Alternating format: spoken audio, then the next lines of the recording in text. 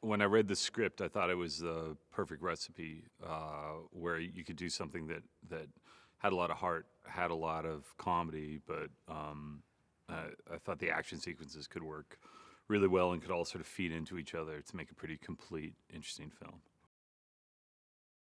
Dave and Kumail are pretty great together. They bounce off each other. There's a lot of conflict, but they also find a lot of common ground. I also think that the script and the film deals with sort of interesting themes of masculinity, of where Dave or Vic's character would represent sort of those modern themes of old school sort of Marlboro Man, John Wayne type sort of masculinity, and Kumail and Stu's character, represents much more the sort of more woke, new age, not new age, but new school sort of themes of masculinity. And I thought within traditionally a very macho genre of action films, it would be an interesting place to explore that.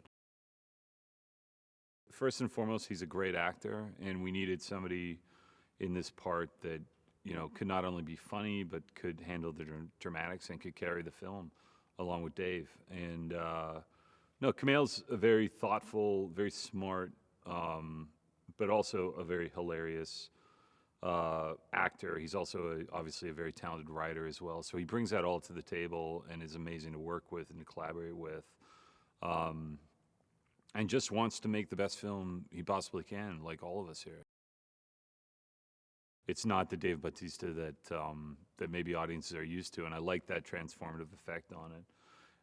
He also is very funny, and he's proven to me to be a really great. I knew he was a great actor coming into this, but he's really shown to me he has great range and great depth.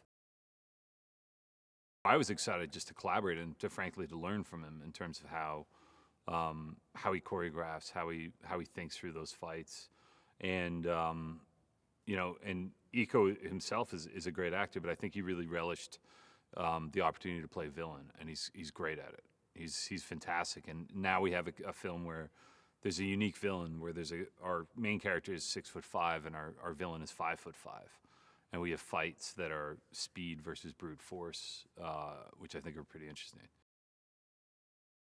I think a lot of times action comedies are either they're very funny and maybe the action is an afterthought, or it's vice versa and the action is really well done, but the comedy maybe suffers.